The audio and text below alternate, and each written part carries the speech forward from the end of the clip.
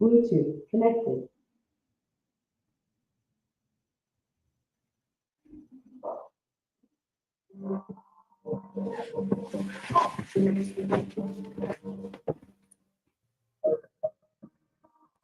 Shit, yo, man.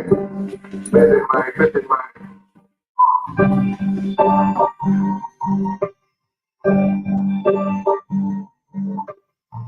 Look, that shit, we step all the way on the next step on the neck and deal with this shit.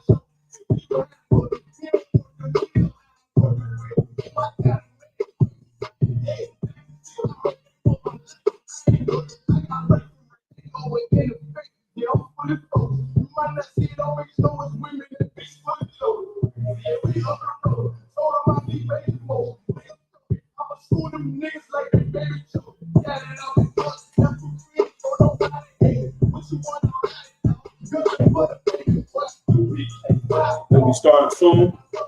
1 second.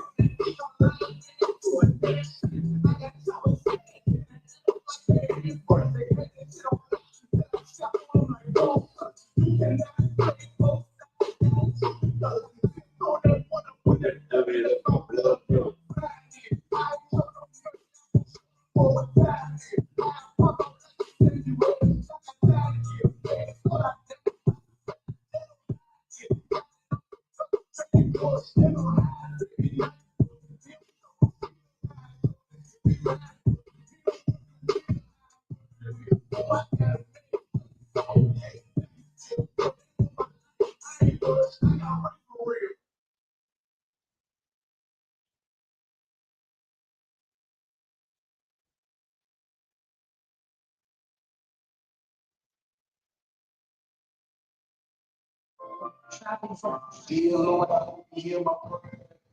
We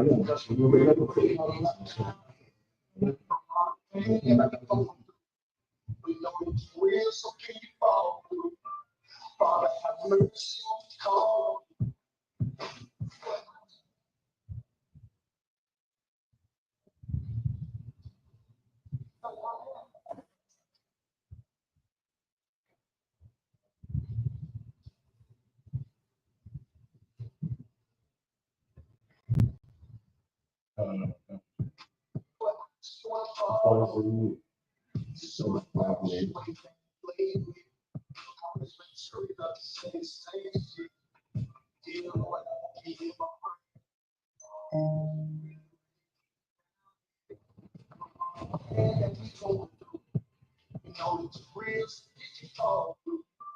Father, have mercy on the call.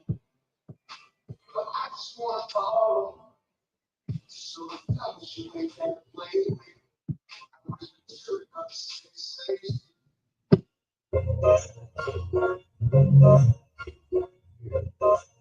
Yeah. Boy. Boy. Look, I keep it on to the T. You became play games. Ain't shit sweet. Got so thick. Like you get sweet. This a whole nother way. Fuck on the beach. My cleats. Ain't one of us here preach. They go through all black of the jack, man. All them niggas go retreat. Go through all black of the jack, man. All them niggas go retreat. I'm in the field with the case. Ain't one of us here preach. Go through all black of the jack, man. All them niggas go retreat. The shit is the wings. I'm on gold, but they don't believe. You know I'm winning with the 10. Vinny, beach. And them devils screwing up. Let them work. So, I'm about to cut the curse. I'm gonna grind it to work. Sorry, on the line, niggas speak, said the church. I'm a West nigga, that's the church. They cross the line, I'm a back, I'm in this life.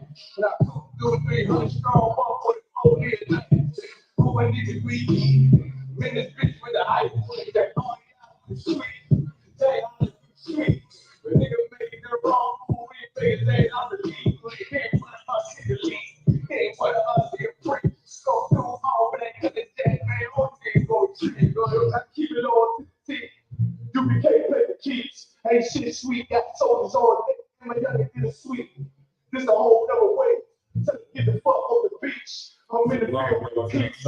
Ain't one of us here rich. Go through all black of the jack, man. All the niggas go treat. Go through all black of the jack, man. All the niggas go treat. I'm in the field with the keys. Ain't one of us here rich. Go through all black of the jack, man. All the niggas go treat. On my face, for real with it. I keep the street foot on my feet, was in the field with it. It's on the competition, the uncle feel with it. And if my tongue is on the move, I can steal with it. I speak true cause it's necessary. Gun jack revolutionary. Cold on like January. Commander General is a visionary. No food, no sweets. Your preacher man, he's sweet. Matter of fact, he weak. It's war time for people. Think you hard, nigga, you can't. But with us, nigga, you can't.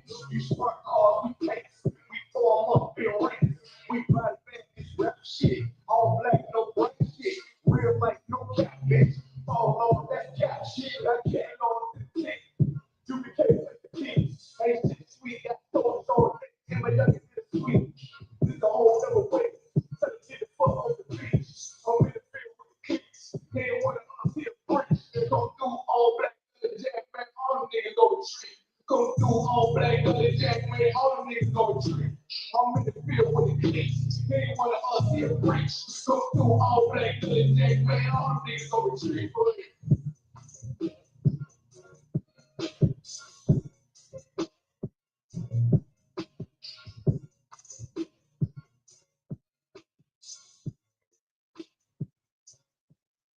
Like, all right, I'm jamming to the song. You know what I mean? It's like, keep playing Captain the Car. I want to get this class started. Like, so let's go ahead and get into it. We're gonna go ahead and clap it up. Start off saying Shalom Israel. Yahweh Bashem Yahshai Baraka Thumb to all the brothers. Yahweh Shamar Thumb Bashem Yahshai to all the sisters, all the Akwafian, as you would say in the Hebrew, all the sisters, all the Akim, as we would say in the Hebrew, to all the brothers. As we always start off, this is the scripture breakdown for HBK Northern California. If you have any questions, please type them in the chat.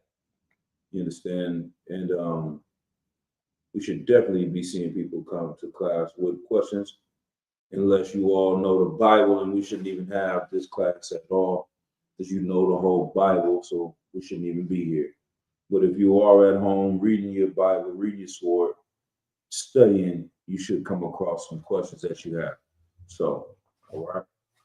But we'll give it like one more second, and we'll just go ahead and get to the breakdown for tonight's topic.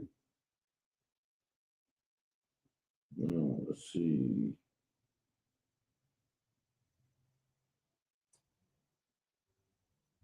All right.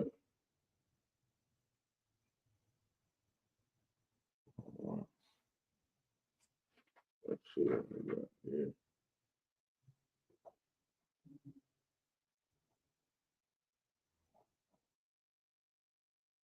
All right, let's see what we got here. So, it's good to be back in the Bay. I was out of town last week, and There's a lot of things that have taken place since then. Main topic of the week, of the month, of the next year and 4 years is um, Donald Trump was reelected president of the United States of America. And many people are sad, many people are crying, many people are losing their minds about what's going on. And many people are celebrating and in a joyous state about what's going on. For the people that are crying and sad about what's happening, we've been telling you this is going to happen since 1969. For the people that's celebrating and happy about this going on, we've been telling y'all that this is going to happen since 1969. We don't have a dog in this fight as Blacks, Hispanics, and Native American Indians. This is glorious in the sight of the priests and prophets of the Lord, because we know these are the things that have to happen in order for this place to be destroyed, in order for the place of our captivity to be destroyed, for us to be taken out of this land, right, and given back our homeland. These things have to happen. So when you are invested in this place and you think that your survival, your future, your well-being is predicated on your oppressor, then you're going to have an emotional response to who becomes your quote unquote leader, who becomes the leader of this nation, as they say, the free world. So a few precepts come to mind. I got some down, but one that can't put it more clearly is in the book of Lamentations. We got a few milk precepts we'll go to, but let's go to the book of Lamentations first.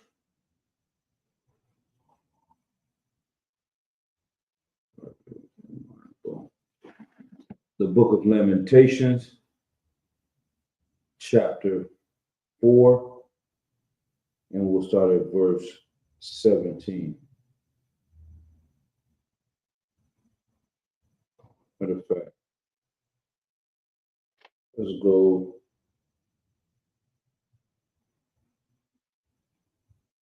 to a little bit above. So we'll go to the book of Lamentations, chapter 4, and verse 12. The kings of the earth and all the inhabitants of the world would not have believed that the adversary and the enemy should have entered into the gates of Jerusalem. For the sins of her prophets and the iniquities of her priests that have shed the blood of the just in the midst of her. They have wandered as blind men in the streets. They have polluted themselves with blood, so that men could not touch their garments. Right? The so-called priests and prophets that were supposed to be leading Blacks, Hispanics, and Native Americans had turned on their people, had used the power that was given to them to take advantage of the Lord's chosen people. And so these sins have gone up to the Lord, and this is the reason why our people are in the condition they're in, because of their leadership. And that's the same thing that we're facing today. The people that are supposed to know this Bible, your big time preachers, what do they call them? The mega churches. They got 10,000 people in attendance every week. 10,000 people. Now, you know, back in the days when we used to, go to church, if you're from the ghetto and you ain't got no money, you're going to bring at least $1. Like grandma going to give everybody $1 to give when they pass that collection plate around. So even if it's 5 people, you coming off of at least $5. But nowadays, I'm sure that $5 is probably about 20. You know, if you think about it, your average family probably gonna give $5 each kid or whatever it's for y'all. They're gonna put $5 in the bucket now. They're not putting that dollar like it's 1995. They putting the five, they putting the 20 in. At the bare minimum, you got a church with 10,000 people and they giving $20. That is $200,000, man. That's $200,000 in one weekend. They doing that times 4. That's $800,000 times 12 is $9.6 million. That's just one church. That's not the things that they selling you on the back end, the books, the self-help tapes or whatever. Who knows? DVDs back in the day. They selling shirts, tapes, all types of things to these people. Magical towels, you can wipe your face off, magical water. They are, it's a big business. And this is like, if you want to understand the Bible, you got to understand today. That's all you got to do. If you understand what's going on today, you can understand what was going on back then. So I'm going to read that verse again real quick. The book of Lamentations, chapter 4 and verse 12. The kings of the earth and all the inhabitants of the world would not have believed that the adversary and the enemy should have entered into the gates of Jerusalem. Why wouldn't they believe it? Because Black people were holding it down. Latino people, we were holding it down in Jerusalem. We were a solid, wise nation. We were able to be delivered out of the hands of the Egyptians, get into our own land. We were an austere nation. We were following laws. We were moving as our own people. It wouldn't even have been fathomable for people to think that we would become to live like this. It's kind of like the same thing as if you have a nation that is full of prideful people, it's almost like you can't imagine them moving a certain way or being a certain way. One nation that comes to my mind is like Chinese people. It's not even normal for the world to look at them like a weak nation. You know what I mean? Like it's weird. That's why that whole what was the movement they had? Anti-Asian hate, stop Asian hate bill. Like, who is really bullying Asian people? If you go on an individual basis, sure, anybody can be bullied at school. Anybody can be bullied walking home down the street. But like, who is literally bullying Asian people as a group? It doesn't matter if they go into the penitentiary and there's 3 of them in there. People know there's consequences and repercussions for messing with Asian people. People know that you just can't go around and bully them as a group and as a nation. That's out. That's not happening. So much so, they literally, if any of those instances are happening for a year long, they went and got this law passed through Congress. And you can't treat these people like this. We've been here for 400 years. They've been lynching us, raping us, robbing us, murdering us, locking us up in jail, putting drugs on us, all these things, and we have no anti-Black crime bill. The police, everyone knows, have been oppressing and abusing our people. We don't have any of those things. But at this point in time, they looked at us in that same light and respect. Like, how can these people be oppressed, right? Verse 13. For the sins of her prophets and the iniquities of her priests that have shed the blood of the just in the midst of her. This is how it happened. The people that were supposed to be the priests and prophets that are leading us have shed the blood of the just and the righteous. They were allowing people to pay for the crimes they committed, even if they were guilty. Like this man right here, if he commits adultery with this man's wife, he's supposed to be put to death. But they're not putting him to death because he's coming with that cash money. He's coming with those gifts to the priest, so they're letting it slide. He's coming with that payola. You understand? Right? And I see the sister has a question. She said, Shalom, sir, if I may. What are you bringing reminds me of what I read in Matthew 21 about them selling in the church. Right. Like is I believe that's the one where we'll go ahead and pull that real quick, sis. If that's the one you're talking about when they were at the temple and Christ came through and started tearing up the temple, 21 and 12. Let's see if that's what we're talking about.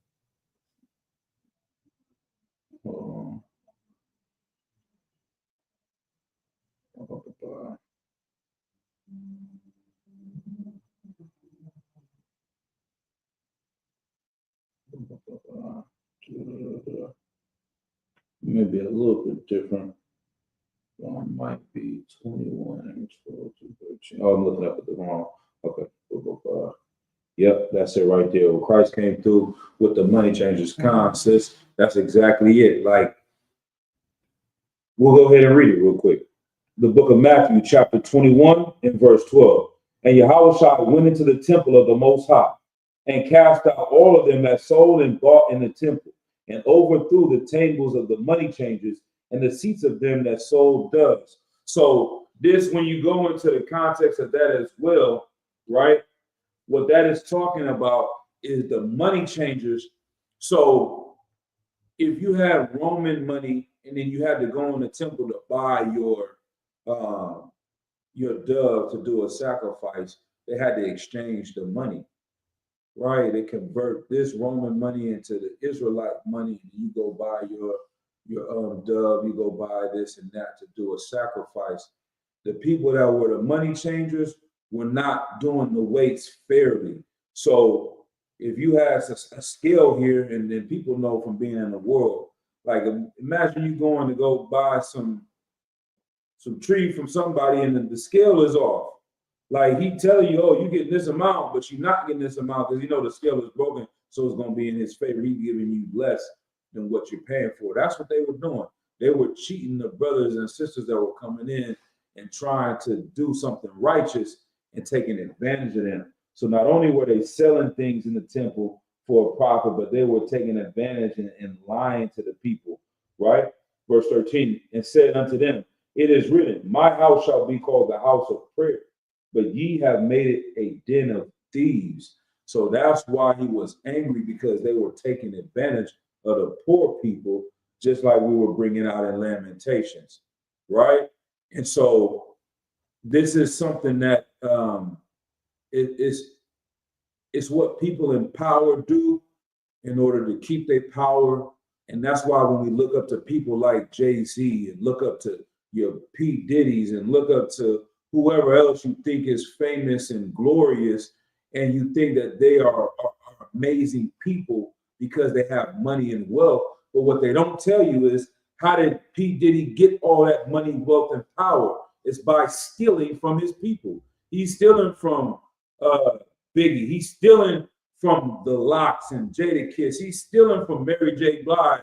He's stealing from Mace. He's stealing from Black Rob. He's stealing from whoever else, the singers that are on his record label. He's stealing from these artists, and that's how he gets rich.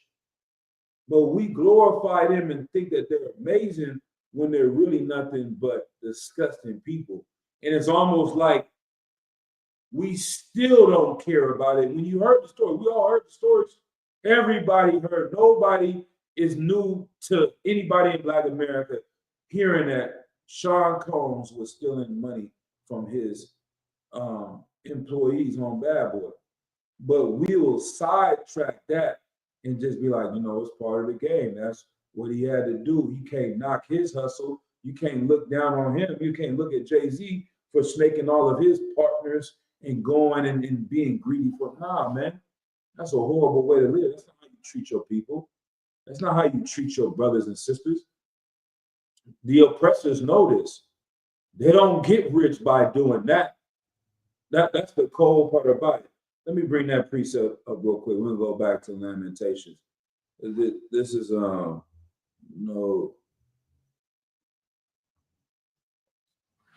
like, let's go to Leviticus 25 and 36. So,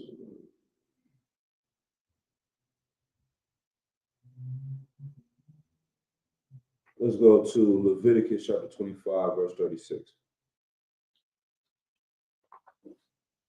Like, they don't look at taking advantage of their people as a way to come up. You understand? They look at coming up off of your people as a way of coming up, but they wouldn't look at taking advantage and lying and stealing from Jewish people. Jewish people wouldn't do that. Asian people don't do that. You understand? East Indians don't do that. They say, we're going to take care of our people, and we're going to come up off of your people. That's what oppression is. But we're such a slave mind, we think the only way that we can get out of our situation is further destroying our people. We'll go ahead and read. They stole this from our book and using this in order to uplift themselves. The book of Leviticus, chapter 25 and verse 36. And it reads, let's go up a little bit. The book of Leviticus, chapter 25 and verse 35. And if thy brother be waxen poor and fallen in decay with thee, then shalt thou relieve him, yea, though he be a stranger or a sojourner, that he may live with thee. Like, even if he's from another area, if he comes and stays with you, it's not talking about a heathen stranger. It's talking about your brother is telling you he's out of town, he's not doing good. You need to relieve him of his struggles. You need to help him out. You need to pull him up. You're not supposed to take advantage of him, right? Verse 36, take thou no usury of him or increase, but fear thy power, that thy brother may live with thee. Like, you loan him some money so that he can get on his feet. What do they call that in the record industry? An advance. They give you an advance. They give you a loan for you to put your album out. You're not supposed to put no usury or interest on top of that. You're supposed to give it to them straight up, get them on their feet, and then they pay you back, and then y'all keep going, right? Read verse, what is it? Verse 37. Thou shalt not give him thy money upon usury, nor lend him thy victuals for increase, right? That is how we're supposed to be. You're not supposed to loan somebody some money to make an increase off of that. That's how the mafia moves. They give you this money, they loan you this money, and then they call it loan sharks. They love to loan somebody some money because they know they're going to make more money by you not being able to pay them back. But the people in Israel, the Israelis, the so-called Jewish man today, they don't loan money to their people for usury, for interest. They do it to help them out, right? But let's keep going, man. We're going to go back to Lamentations real quick. I digress. That's not how we're supposed to be. But when we start acting like this is how we destroy our people, all right? So the book of Lamentations, chapter 4, verse 14. They have wandered as blind men in the streets. They have polluted themselves with blood, so that men could not touch their garments. Verse 15. They cried unto them, depart ye, it is unclean. Depart, depart, touch not. When they fled away and wondered, they said among the heathen, they shall no more sojourn there. Verse 16. The anger of the Lord hath divided them. He will no more regard them. They respected not the persons of the priests. They favored not the elders. Verse 17. As for us, our eyes as yet failed for our vain help. In watching, we have watched for a nation that could not save us. So the title of tonight's class is When the Donald Trumpets Blow, right? Because if this doesn't wake Black people up, if this doesn't wake Latino people up, if this doesn't wake Hispanics and Native American Indians up to who the oppressor is here in America, who the devil is according to the Bible, then nothing else will wake you up. That's what the trumpets were made for in the Bible, is to wake you up, to sound an alarm, to let you know that war is coming your way.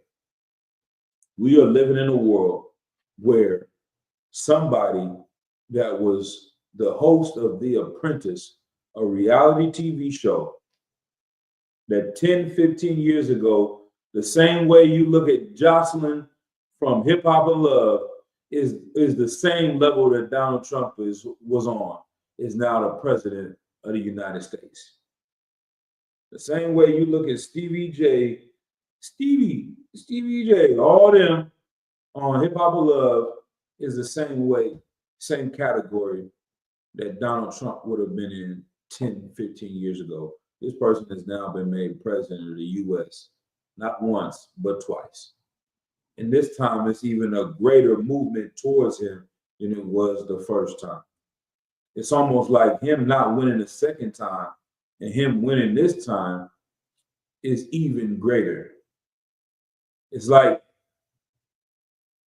I remember, I'll never forget when the Golden State Warriors were in the NBA Finals and they were up 3-1.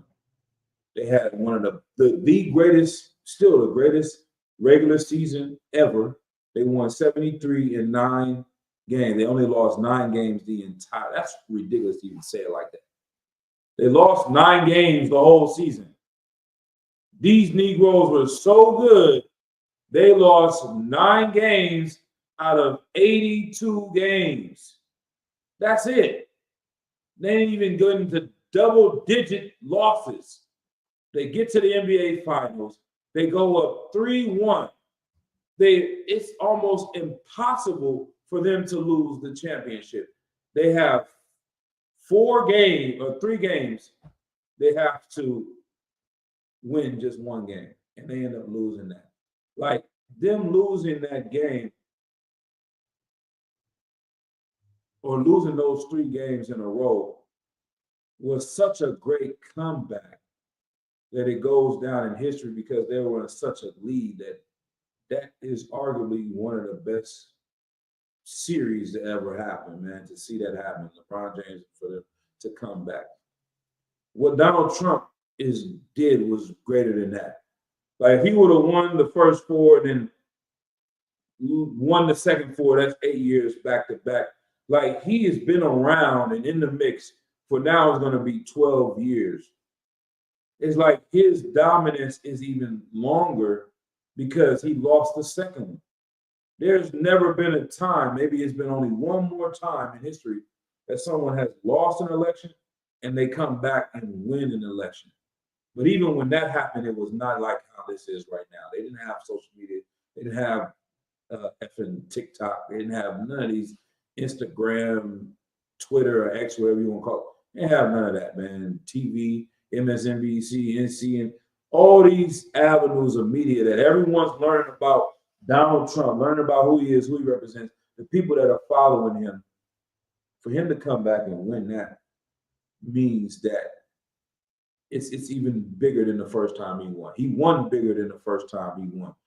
He came back stronger, and he's showing you that not only are the people that are down with white supremacy or with him, the people that are supposed to be here and are Black, Hispanic, and Native Americans are siding with him as well. And that's because they have been so destroyed that they will vote for a devil like this, man. So if this doesn't wake you up to the reality of who this place really is and how they hate niggas and spics or Blacks, Hispanics, and Native Americans, then I don't think there's too much that can happen to wake you up. All right. But so we have watched for a nation that could not save us. You watch for Kamala Harris or Kamala Harris, whatever her name is.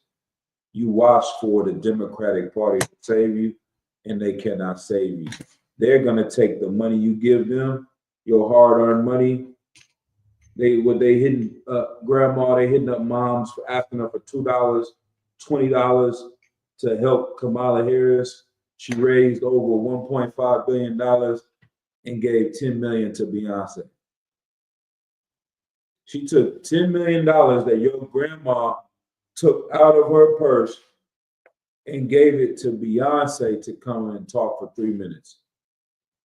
She took $1 million out of your hard-earned money and gave it to Eminem. She took however much money and gave it to Usher and Cardi B and gave it to goddamn Megan Thee Stallion, man. She didn't give it to, like, if they really wanted to win, they should have known. All they had to do was go to the hood, take $10 million and give it on the streets. Go to East Atlanta. Go wherever they needed, one of these swing states. Go to Pennsylvania. Have a big old, what do they call it? These rallies. And give out $10 million cash to the people that show up. Give it to black people. Divide up $10 million and break bread with the niggas. Put $1,000 in the streets. That's what they say everybody voting for Trump for, because he gave $1,200. Like, it would be so simple and easy, because we're so deprived of having anything that you show a little bit of appreciation, man. Cats would have been showing up to vote so much, but they would never do that. They're going to give that money to the rich and wealthy. Let's go to see how much Beyonce is worth, and we'll go back to some more presets to lie. How much is Beyonce worth? They say as of May 2024, Beyonce Knowles Carter has a net worth of $760 million. And, and that's one half of the household. What is Jay-Z's net worth? Jay-Z is on the other side of the goddamn house. He's worth $2.5 billion. So how in the hell is, we round up, she got $1 billion between her, because she's gonna hit $1 billion soon, and Jay's got 2.5. They got $3.5 billion damn near in their household, because all of it's not her money. She's got, her mama got some money, her sister got some money. She made sure there's an ecosystem around her of millions of dollars. That's just what she's holding. She's paying her manager. She's making sure these people are doing good. These businesses they own are paying people out. That's just her net worth, right? And Kamala Harris is gonna throw her. What the hell is she gonna do with $10 million? Buy a bunch of purse money for the year. But that could change somebody's life. That could change a neighborhood's life. You could go into a neighborhood and put $10 million and see what it does. She could have given that to the priests and prophets and seen what that does and what we would do with that money. She's gonna go blow it on purses, man. But these are the evil things that we've done, because we're looking for a nation to save us that could not save us, when we really should be looking for our King, Yahweh Shai Mashiach, whom the world ignorantly calls Jesus Christ. Let's go to Numbers chapter 10 and verse 9. If you got anything else, sis, that was a good precept to bring out. Go ahead. If anything stands out or any questions come to you, go ahead and put them in the chat. The book of Numbers chapter 10 and verse 9. And if ye go, Salakia, hold on. Good. And if ye go to war in your land against the enemy that oppresseth you, then ye shall blow an alarm with the trumpets, and ye shall be remembered before the Lord your power, and ye shall be saved from your enemies. Like, if you go to war in your land against your enemy that oppresseth you, then you shall go out. What does it say? Then ye shall blow an alarm with the trumpets. And so, you know, this is a play on words, obviously, with Donald Trump. But this is what we're saying, man. When the trumpets are blown, when you hear the alarm being blown out, that the enemies are here, the enemies are coming, enemies have arrived, you're supposed to wake the hell up. The same way you got an alarm clock in the morning, you're supposed to wake up. Don't put that thing on snooze. Wake up and get up and handle business. Well, the enemies are coming. We got to blow these trumpets. We got to wake up and handle our goddamn business, man. Get prepared for war, because that's what they're doing. The second he wins, somebody starts sending out texts. Get ready to get back on the plantation. Get ready to get back into captivity. I saw Captain Mashak posted, and it was like a van's gonna be picking you up, taking you to your plantation. I thought that was Captain Mashak saying that, like, that's what we're gonna be doing to these oppressors, putting them in the chains and having them go into captivity. But nah, that's these devils bragging about their leader getting put into place. But they are uniting, they're coming together, They're wanting to make America great again by putting black people in their place, by putting Latino people in their place, by putting Native American Indians in their place. So we have to unite. We have to come together. We have to be prepared to fight back and really put them in their place. And the way that we're going to do that is having the Lord on our side. All right, let's go to Luke chapter 18, verse 1 and 9. I was watching on the way over here an interview with Captain God with a, I believe it was a sister. She looked like an Israelite sister. You know, she did have the spirit of the devil on her, but that's the majority of our people anyway. And Captain Akash, during the interview, she's asking why we teach that we want Black people and Latino people to separate from America. And it always, you know, confuses me or perplexes me of how people can't understand why we say these things. Like whether you disagree or not, should it matter? You should at least understand why we're saying these things. Like they won't even give us the reasonable doubt, and they're showing the hypocrisy that they do understand these things because that's not what they're telling the people in Gaza right now. That's not what they're telling the Palestinians. The majority of people that so like you have a let's see, drink this yerba mate and get some of this caffeine from this tea right here. You know, block it. But you know, they understand why the Palestinians should not be with the Israelis. They say that Israelis came, took the land, oppressed them. There should be a two-party or whatever, two-state, two-nation state solution. Separate the Palestinians from the Israelis, give them their own laws, give them their own rights, and that's how they will be free. But for some reason, when we say Black people should separate, it just becomes blame the victim mentality. Like they say they can't even understand why you're saying it, and then they blame you for being hateful. Good night. And the situation, she tried to get around it. He was like, and it's so simple, everybody can understand it. I don't know how you can argue it, but he asked her, he said, if your mother was raped by me, if I rape your mother,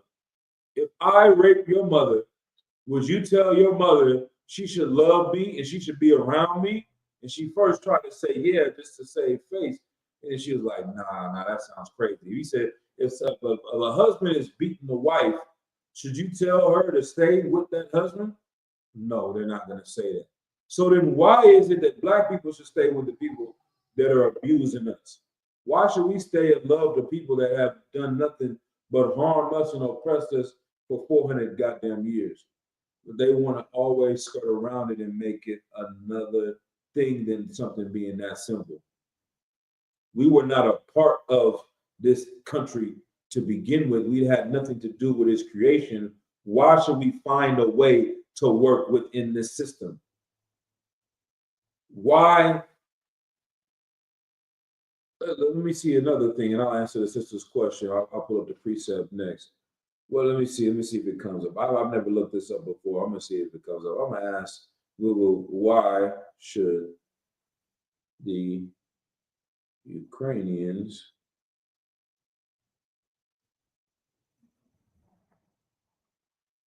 be independent? Let's see that.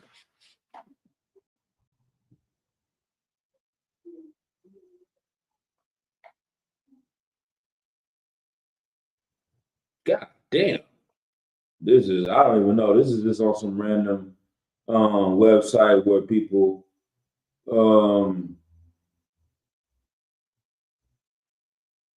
make their own comments. But let's see what we got. Let's see. What did it say? Oh, something came up on here. Blah, blah, blah. That whoever wrote that, I'm like, wow.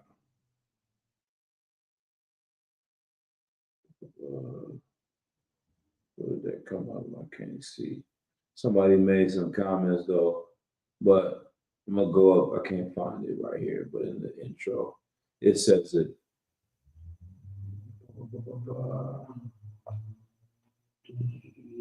I'll go back into this quick comment. What it says though, it says not only does Ukraine deserve independence, but it's entitled to gazillions worth of reparations from Russia. Oh,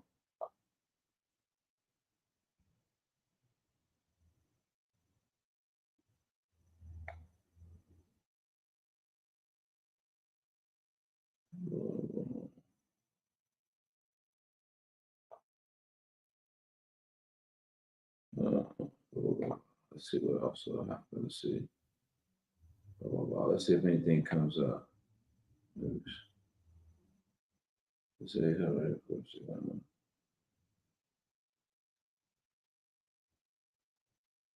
okay, we'll go to this a little bit. This aid is key to helping Ukraine. It's talking about the money that the U.S. is giving them.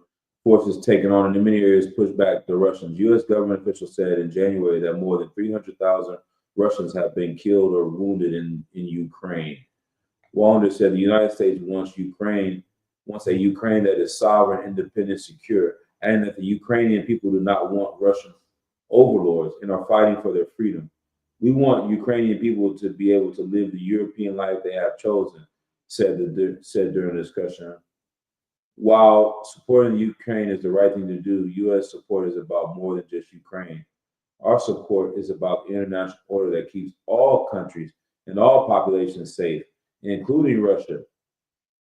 Putin is seeking to shred the international order, the assistant secretary said. Putin wants the ability for large countries to intimidate and dominate smaller neighbors, right? And so all of these things, like it's just so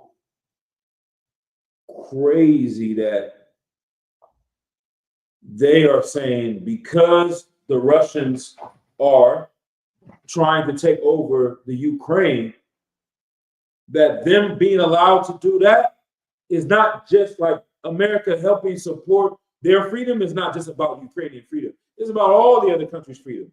Because if you just let this country go over here and bully them because they're smaller, then who's to say they won't go to the next country and do it? Who's to say they won't go to this country and do it? And that's the same thing that Black people and Latinos have been saying here in the UPK, man.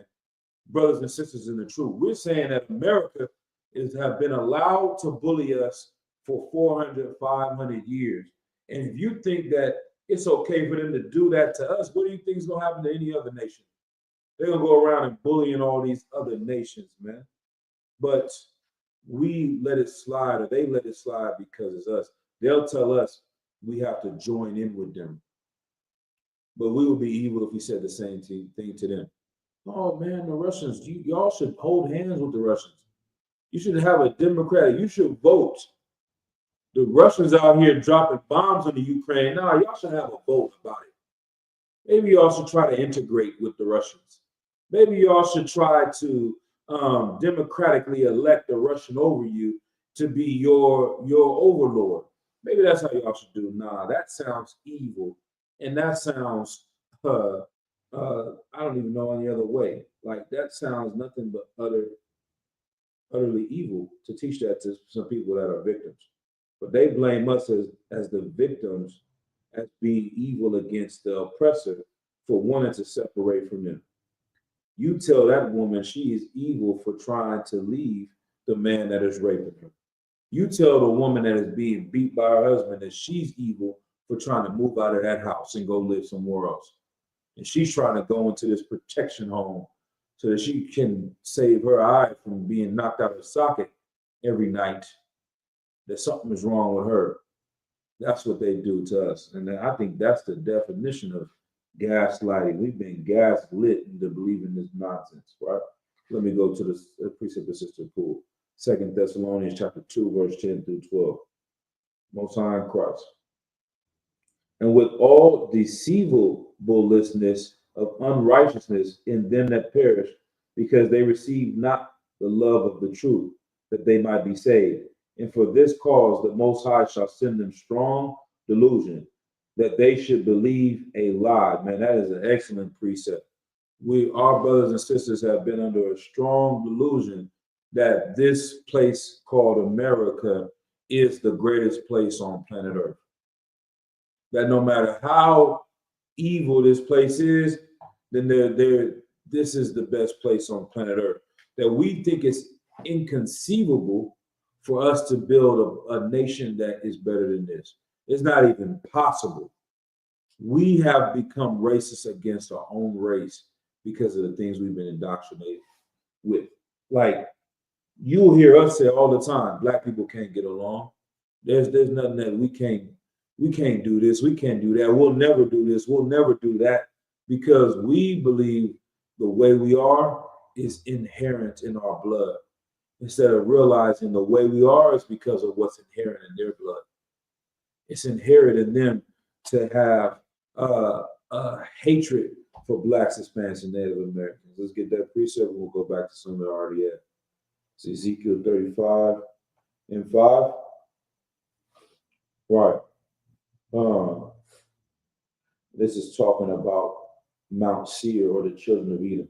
The book of Ezekiel, chapter 35, verse 5. Because thou hast had a perpetual hatred, and hast shed the blood of the children of Israel by the force of the sword in the time of their calamity, in the time of their iniquity, hat and hands.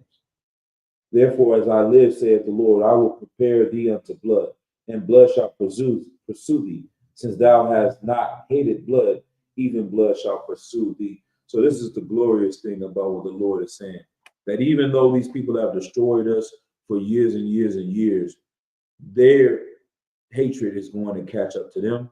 And because they have loved to destroy us, the Lord is going to love to destroy them. Barakatah Yahweh Yahweh Shah. And this is where Donald Trump comes into play. He is the representation of the pride of America. Like, it can't get any more prideful than Donald Trump. You cannot get any more prideful than Donald Trump. They said that he probably would have never even wanted to be president of the United States if it wasn't for a dinner where Barack Obama was roasting him and making fun of him, and had him sit in a room full of his peers and different people laughing at him. That was the moment he knew, okay, you know what? I'm going to run for president and I'm going to make this happen. I'm going to win. And he found his target market. Who knows what he really believes? Does he really even care about the people that are part of MAGA? I doubt it, right? But he said, you know, this is where I'm going to market myself and treat it just like a business, and get these people to love this brand and get behind this brand. And then they're going to want to be involved and follow me. And no matter what the hell I say, they're going to go with it. And he used that in order to get in power. But his pride would not let him give up when Obama disrespected him like that. And even though Obama might have been saying some truthful things, like, you out here making fun of me or lying on my name, saying I'm not an American citizen when I was born in America, this is why I'm making fun of you. He didn't care that he actually did something. That's the American way. That's why he is like he literally is the voice of America. And people in America are trying to cover up who they really are in order to keep everyone else asleep. That's what the Democratic Party is for. Like, he is speaking the unconscious or subconscious mind of America. He's vocalizing it every day, every minute of his life. He's saying the things that they say. And so his behavior is so apropos, it's so appropriate, it's so poetic in how he carries himself, because he did something for Barack Obama to be roasting him. He was out here lying on Barack Obama. He was being racist and using subtle racism against Barack Obama and turning people against him, saying that he wasn't born in America, knowing good and goddamn well ain't nobody making it to America's president without having a birth certificate. You can't even get a job at Walmart damn near without a birth certificate. But somehow he's going to become president of the United States without a birth certificate? You out your goddamn mind.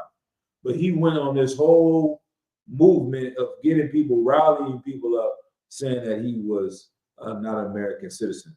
And then when Obama is tired of hearing his name drugged in the dirt, comes and roasts you and makes fun of you and talks crap about you, you take it personally and want to go to war with him and everybody else that's with him.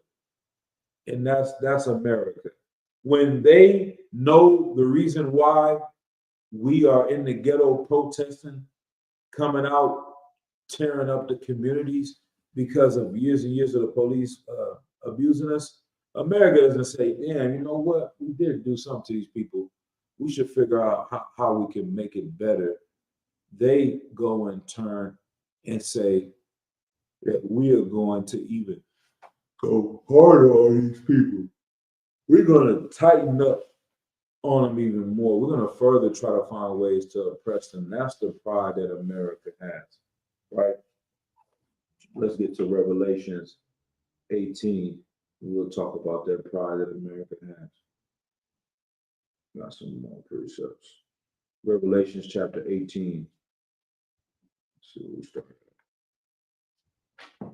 Salakia.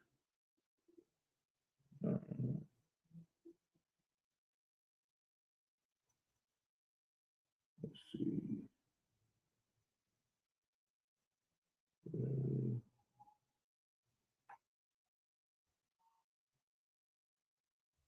All right, the book of Revelation, chapter 18, verse 2.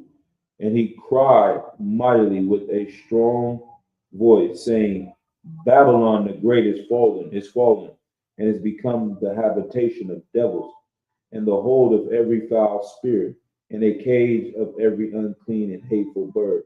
For all the nations have drunk of the wine of the earth, have committed fornication with her, and the merchants of the earth are waxed rich through the abundance of her delicacies.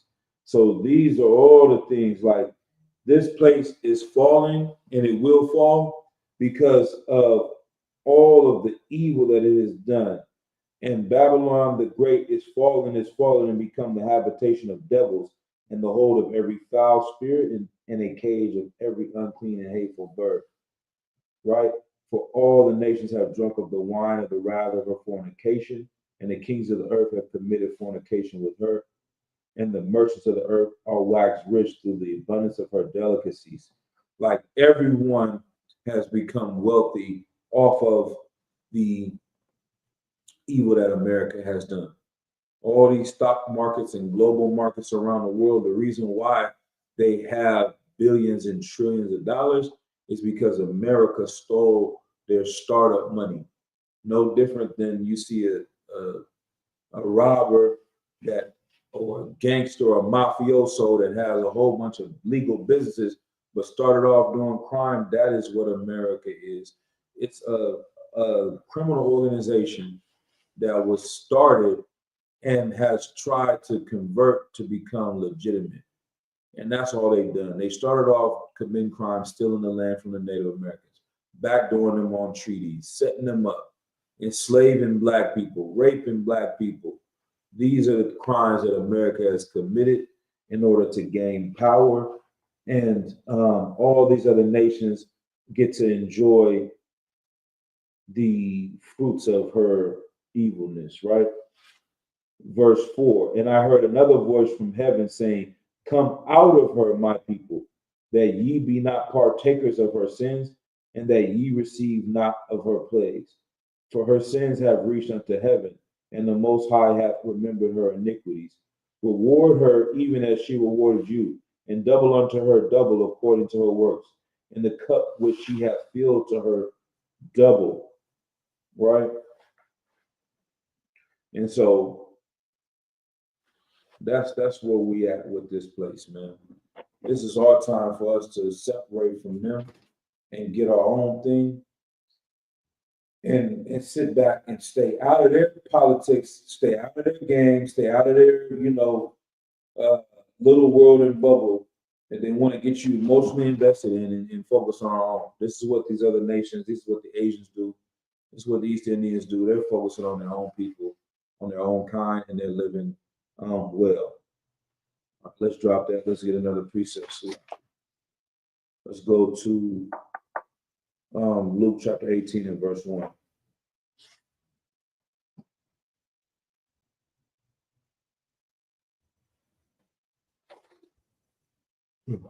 The book of Luke chapter 18 and verse 1. And he spake a parable unto them to this end, that men ought always to pray and not to faint, saying, so he was saying this is what men should always pray for. Don't give up because things aren't going your way. This is how we should be. This is how we should want our people to be and our men and soldiers to be.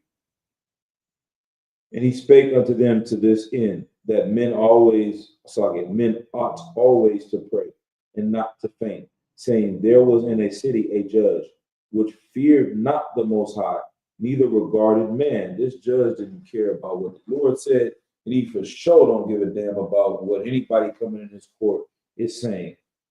And there was a widow in that city, and she came unto him, saying, avenge me of mine adversary. And he would not for a while. But afterward he said within himself, though I fear not the Most High, nor regard man, yet because this widow troubleth me, I will avenge her, lest by her continual coming she weary me.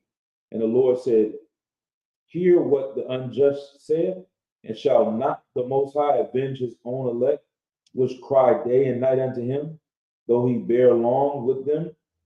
I tell you that he will avenge them speedily. Nevertheless, when the Son of Man cometh, shall he find faith on the earth? Like, for one, the Lord is saying, or Christ is saying that, hey, these people that are harming this sister, she is going to the judges day in and day out and saying, hey, avenge me of these people that have harmed me, right? And an unjust that did not care about anything that was righteous say, you know what, I'm going to make sure that she gets justice. For these crimes these men have done to her, I'm going to make sure that she gets vengeance, right? That's the same thing that we need to be praying for. We need to be praying for vengeance against our enemies and let the Lord take care of that and let the Lord handle that. All right. Let's drop down to, let's see, right here. Let's go to First Maccabees chapter 4 and verse 40.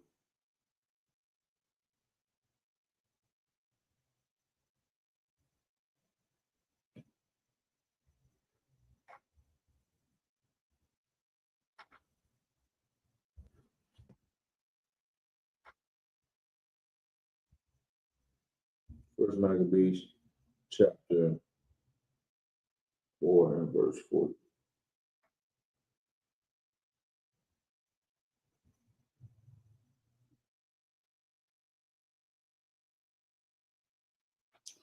We'll start at verse 37. Upon the book of First Maccabees chapter 4 and verse 37. Upon this, all the hosts assembled themselves together and went up into Mount Zion. And when they saw the sanctuary desolate, and the altar profane, and the gates burned up, and shrubs growing in the courts as in the forest, or in one of the mountains, yea, and the priest's chambers pulled down, they rent their clothes and made great lamentation and cast ashes upon their heads. Verse 40, and fell down flat to the ground upon their faces, and blew an alarm with the trumpets, and cried toward heaven.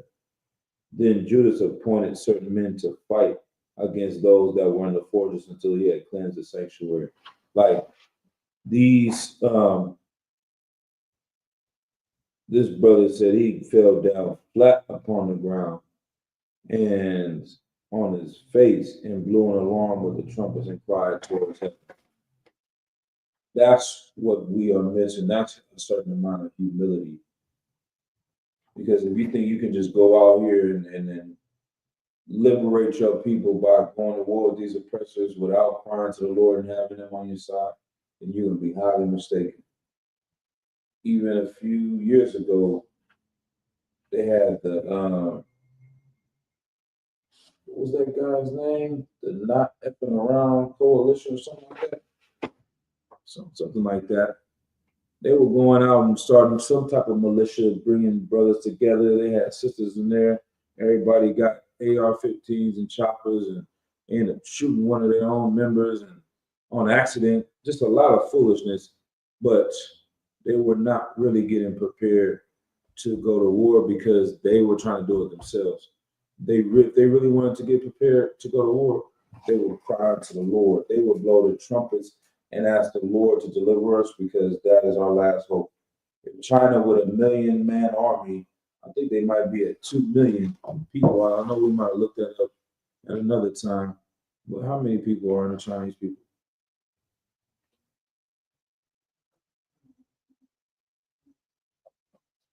How many people they got in the Chinese army? They got 2 million active duty, 500,000 reserve, 600,000 paramilitary, total 4 million people. They got 4 million people in their goddamn army. And China still is not trying to have no head of war with America. How in the hell are these Negroes in Savannah, Georgia, gonna march with 15 people down the street with AR-15s talking about they're getting ready for war with them? No, you're not getting ready for war. The only people that are intelligent enough to get ready for war with America are brothers and sisters in the ISUPK and the commanders in the army. You understand?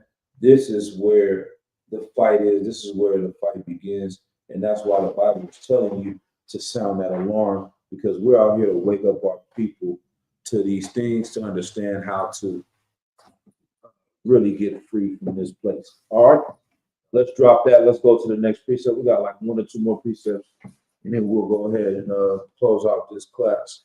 Sloppy.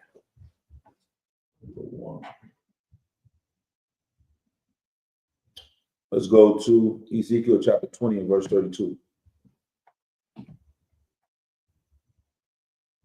World War III is at the doorsteps, man. And this devil is gonna push America one step closer to World War III and those bombs getting dropped. Right?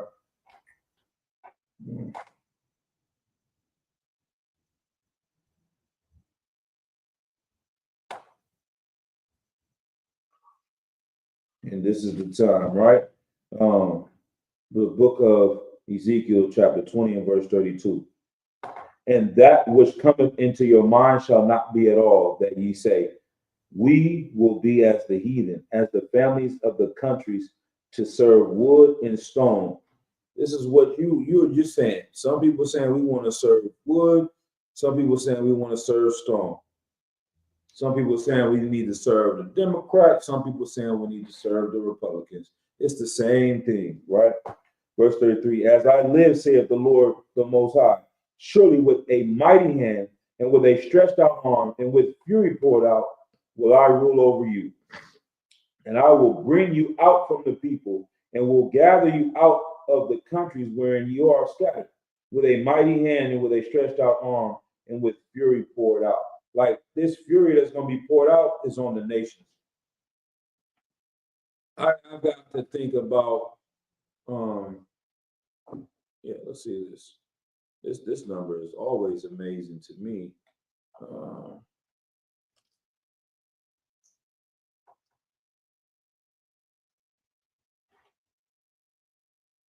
Let's see. This is you can't change history. You cannot change history. And I love to see this every time we pull it up. We've been through how many wars? Vietnam, World War One, World War Two, Desert Storms, Iraq, Afghanistan, Korea, all these different wars America has had. The Mexican-American War, the French-American War, the Bay of Pigs. I mean, you can go on and on and on and on. How many conflicts America has been in? Which war had the most American soldiers die? Let me see if anybody put it in the chat. I'm gonna have everybody in the chat to put it. Do y'all know what our Googling is? I just wanted to make sure before I say it, but I already know the answer. Anybody know which war had the most soldiers, American soldiers, die? I give it 30 more seconds. See if anybody put it in the chat. All right. For time's sake, we'll go in. Sometimes the answers start coming in. But you know the war that had the most casualties of American soldiers was the Civil War. 620,000 soldiers died. In World War II, they had nuclear bombs going off. They had all types of weaponry, advanced weaponry. Only 400,000 American soldiers died in World War II. Only 116,000 soldiers died in World War One. Vietnam War, when I was coming up, we thought that was like the most, and it was an atrocious war. All these wars are horrible. All these things are graphic and disgusting to see 58,000 people die in Vietnam. But that was only 58,000 compared to 620,000 people died in the Civil War. Why am I saying that? That these people, in their pride and love for oppressing you so much, they willing to kill each other over us. That's what we come into again. These people have so much pride in owning you that they are going to destroy themselves because of their greed. Like, it's so many stories. And how did that go? I think it was every movie, it's always this stuff happens in so many different ways. But wasn't that movie with the Oompa Loompa? Was it Charlie and the Chocolate Factory, whatever that movie was called? And there was one kid, he was so greedy to eat the chocolate or something like that. Or the kid just kept getting bigger and bigger and bigger, just eating all this food that they basically exploded or drowned in the chocolate. Something like that, man. Like, somebody could have just been happy and been able to eat as much as they wanted and say, you know what, I don't want no more. But that greed caused them to go overboard and go so much, they end up killing themselves or harming themselves or destroying themselves. That's America for you. Like, they could stop right here where they are and say, you know what, the economy is a little bit messed up. You know what, Black people in America, they are asking for assistance here. You know what, these so-called Guatemalans are coming to America. These people from El Salvador are coming over here and they're looking for jobs, and they taking some of these tax dollars from the people. They can say, you know what, we had a hand in destroying El Salvador. We had a hand in destroying Guatemala. We had a hand in destroying the ghettos and the barrios of America. And the fact that they need our help is something that we at least owe them. We'll still be able to live our lives. We'll still be able to go on vacations and have beautiful lives, even if we help them out. Nah, Donald Trump, no go. He like, nah, we need to get them back on the plantation. We need to get them back second-class citizens. We need to deport all of these illegal immigrants, quote unquote, back to their country so they can go back to that hellhole, and there's no resources over there, and they will literally crawl back to America to sneak into here and to get the even lower paying jobs. Like, in the business world, they love talking about, they hear a few things. They always talking about they want to scale a business. I'm like, what the hell? That is some new. We got to scale the business. We got these scale on the wall. We got to scale this business to make more money, to be more profitable. And they always talk about what is it? They talk about you got to scale the business, and you also got to what is the word that I'm looking for? They're wanting these people to come back. Or they always talk about leverage. Like, you making business deals, you got to have some type of leverage. If you don't have any leverage, it's hard for you to bargain for something.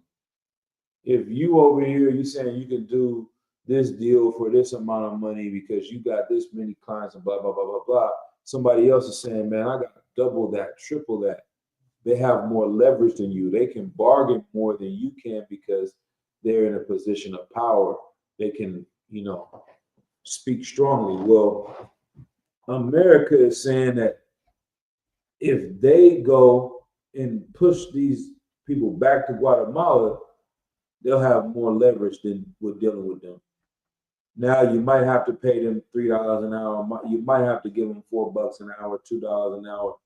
But if they get sent back home and there's literally no more food in El Salvador or Guatemala because they have a big influx of the people that left coming back and they're already struggling, then when they come back over here again, America has all the leverage. They can tell them that I will give you 50 cents a day, and they're going to jump on it. They're going to take whatever is given to them because they don't want to go back to the place that you destroyed.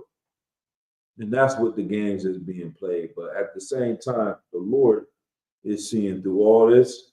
And this is why this is a glorious time, man, because he is going to come with what did it say? His head is going to be, the Lord said, we'll reverse Ezekiel chapter 20 and verse 34. And I will bring you out from the people and will gather you out of the countries wherein ye are scattered with a mighty hand and with a stretched out arm and fury poured out. That's how he's going to destroy this place because they don't want to admit that they've been wrong. They don't want to, and that's the war that's going on between them allegedly, between the liberals and the Democrats, is that one side is saying, you know what, we got to admit some kind of guilt. We have to try to make things right in certain ways. But they're full of BS because they don't even come out with the one thing that could make things right. If you did anything else to anyone else, anything similar to what they've done to us, to anyone else, they know they got to pay. You got to pay for those things. You harm somebody sues you, you got to cash out. They don't want to cash out Black people. They don't want to cash out Native Americans. They don't want to cash out, Hispanics. So how is it that they want to make things right? You bring that up to them and they are going to shame you and victim blame you when that's the one thing they could do to make this thing right. And they know it, but they try to find any way to get around that, which should be our reasoning to get away from them. All right. So let's go to the next precept. Joel chapter 3 and verse 9.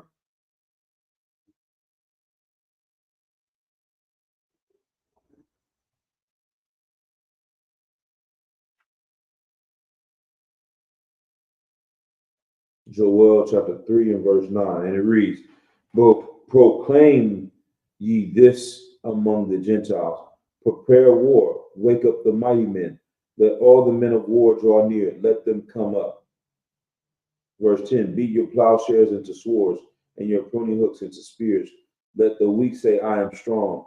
Assemble yourselves and come, all ye heathen, and gather yourselves together round about, thither cause thy mighty ones to come down, O Yahweh.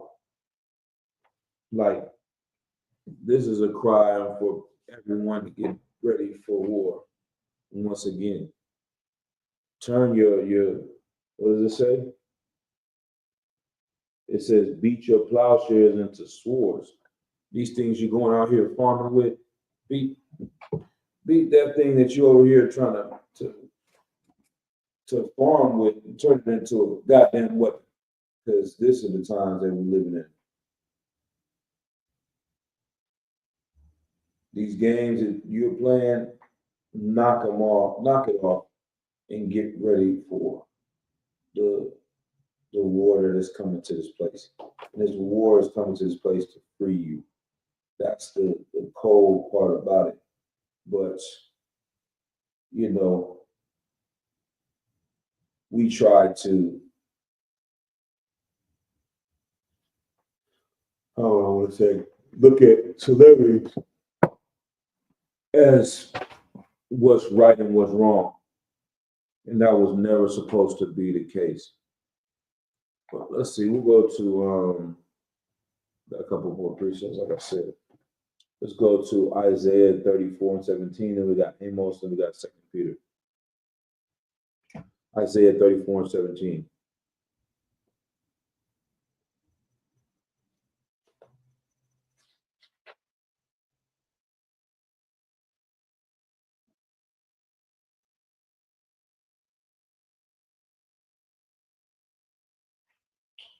That's what I want.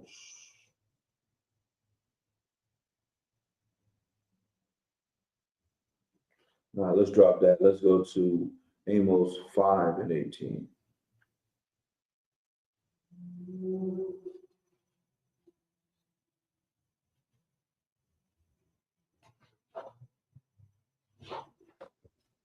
The book of Amos, chapter 5 and verse 18. Woe unto you that desire the day of the Lord. To what end is it for you? The day of the Lord is darkness and not light. Like destruction is coming to the people that want the day of the Lord because they're not living in righteousness. Woe unto you that desire the day of the Lord.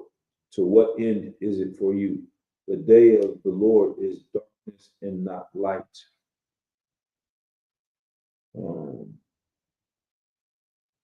Let's keep going down a little bit. Darkness and not light. Verse 19, as if a man did flee from a lion, and a bear met him or went into the house and leaned his hand on the wall, and a serpent bit him. Shall not the day of the Lord be darkness and not light, even very dark and no brightness in it? Verse 21, I despise your feast days, and I will not smell in your solemn assemblies. Like, all of these things are intertwined. The Lord is hating us gathering with these other nations, celebrating how they celebrate. The Lord hates these things. And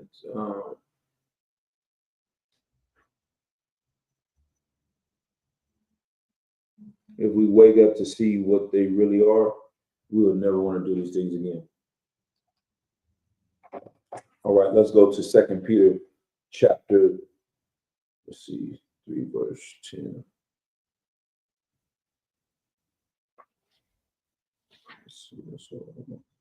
Second Peter chapter 3 and verse 10. Hold on.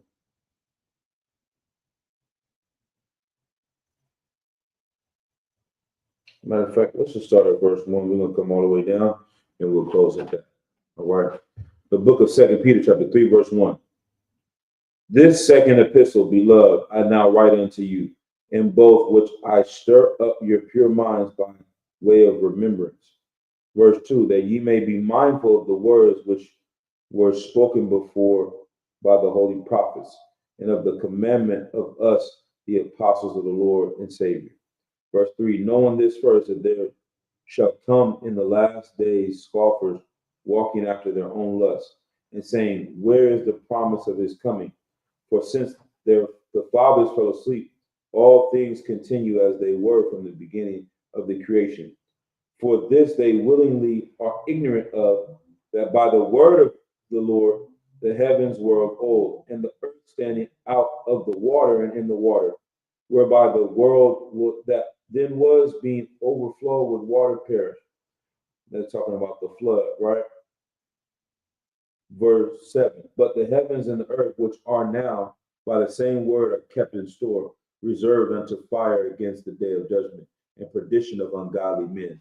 Verse 8, but beloved, be not ignorant of this one thing, that one day is with the Lord as 1,000 years, and 1,000 years as one day. So don't be discouraged that you're seeing these people that are continuing to win for years and years and years and generation. 1 year, Salakia, but one day is with the Lord as 1,000 years, and 1,000 years is one day. Verse 9, the Lord is not slack concerning his promise, as some men count slackness, but is long suffering to usward, not willing that any should perish, but that all should come to repentance. And so that is what the Lord is saying, that he's long suffering the children of Israel, Blacks, Hispanics, and Native Americans, not because he's weak or he just, is a pushover. He's saying he is loving and forgiving the children of Israel because they're repentant, and that's who he's going to give another shot. Um, Verse 10. But the day of the Lord will come as a thief in the night, in the which the heavens shall pass away with a great noise, and the elements shall melt with fervent heat. The earth also and the works that are therein shall be burned up. Yeah, that's what's going to happen. This is the fervent heat. People are going to be destroyed in thermonuclear warfare. And the people that could have been saved will not be saved because they don't want to take heed to what the priest and prophets are saying. So, once again, I will not hold this class any longer, but our job is to sound these trumpets. You understand? And we knew what was going to happen before Trump got in office. We knew what was going to happen if Kamala got in office. We know what's going to happen because of what this Bible tells us was going to happen. And that's where we put our faith in. And that's why we move according to that. Everyone else may move according to however they're feeling that morning, but how we're moving is according to this Bible, and that's the only way. So with that, I'm going to go ahead and close out the class. I'm going to say, Yahweh Shem Yahshai, brother Thumb, to all the brothers. Yahweh Shamar, Thumb Shem Yahshai, to all the sisters. The water for all the comments and the questions, sister. And I believe the sister will be in attendance on Saturday for our food drive giveaway. Lord allow, we'll see all of y'all there on that day. It's going to be a glorious event, and that is something I will promote right now as well. The ISUPK Northern California will be having a food giveaway this Saturday on 85th and International, 85th and E14 in Oakland, California, East Oakland, California. We'll be out there feeding the people with the things that were given to us via Command and General to go out there and do this work, because this is a part of us ringing that alarm. It's gathering the people together and letting them know who really cares about you. Kamala Harris didn't take none of that money and go out and feed not a goddamn person. We were some lowly brothers in the most expensive area to live, damn near on planet Earth in the Bay Area. We're gonna find a way to pull our resources together to go out and feed our people. But the people that collected $1.5 billion ain't did no food giveaways. I heard the broad is in debt after all that money they collected. Ain't that about a shame, man? So if you don't know who your energy should be focused on, who's actually going to help your people, who's going to change people's lives, because we got the, what do they call it, the sample size. If you're doing an experiment, you need a sample size population in order to certify what your experiment is trying to prove. What is that?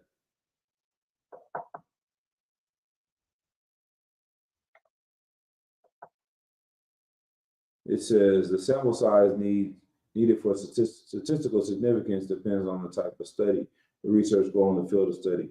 Here are some general guidelines. Relational surveys. The sample size should be at least 30. Casual, comparative, and experimental studies. The sample size should be more than 50. Survey research.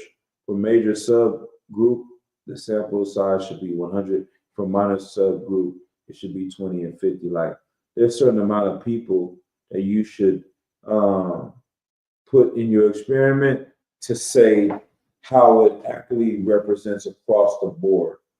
So I know I'm supposed to be getting gone out y'all here, but a little bit more like, if you want to say,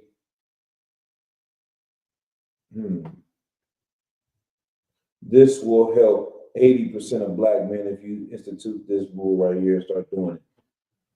And if you were to study 100, 200, 500 as the same black men and see what you're saying is true, then within that population, you'll get a certain amount of consistency, and you can magnify it times the broader population. So if you're helping 5,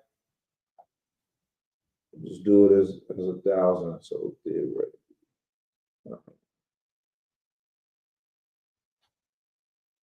let's see.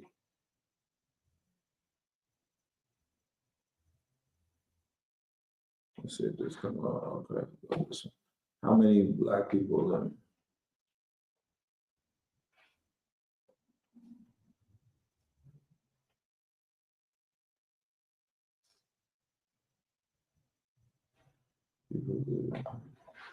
It's 2.2 million people, black people that live in California. So how could you do that? So let's say 500 people.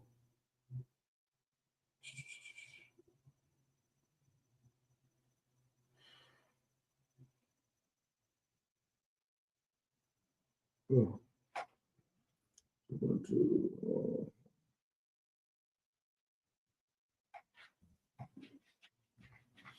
2 million people. You do a sample size of 500 people. All you have to do is take out that percentage and times it by 4,000, and you'll get what you need. Because you take 2 million divided by 500 people, you get 4,000. So let's say 30% of the people in this sample size have this result, and you can times that by 40,000, and you'll get to the number that you want. So out of the 2 million people. So what am I saying all that to say? I'm saying that this UPK in American standard, let's say it was an experiment. Let's say we were running an experiment and saying that out of all these people that come into our doors and join, the conversion rate of them becoming this type of man and this type of woman and doing these type of things is this much. And if you recreate what we're doing here and multiply according to the population of the people that live in California, then you should see the same result out of that amount of people. If 30% of the people that come into the UPK and actually get locked in don't sell drugs, don't use drugs, don't abuse women, then if you multiply that by the amount of people that lived in California, you would say 30% of 2 million, which is what times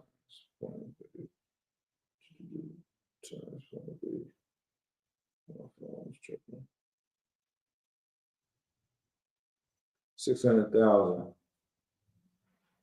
You understand? Like, if you was able to multiply that sample size, you could get 600,000 people's lives to change by making the programs that we do in the UPK bigger. But they know that, and they don't want these programs to go bigger because they know it works. How evil is that? They know if they put their money to us, we would help more people. That goes against their agenda, so they won't do it. All right? But that's why it's on us to gather ourselves together to fight this fight so that we can defeat the enemies of our people. So with that, I'm going to say it one more time. Shalom, Yahweh Shem Shah, thumbs to all the brothers. Yahweh Shemana, Dhamma Shem Shah, to all the sisters.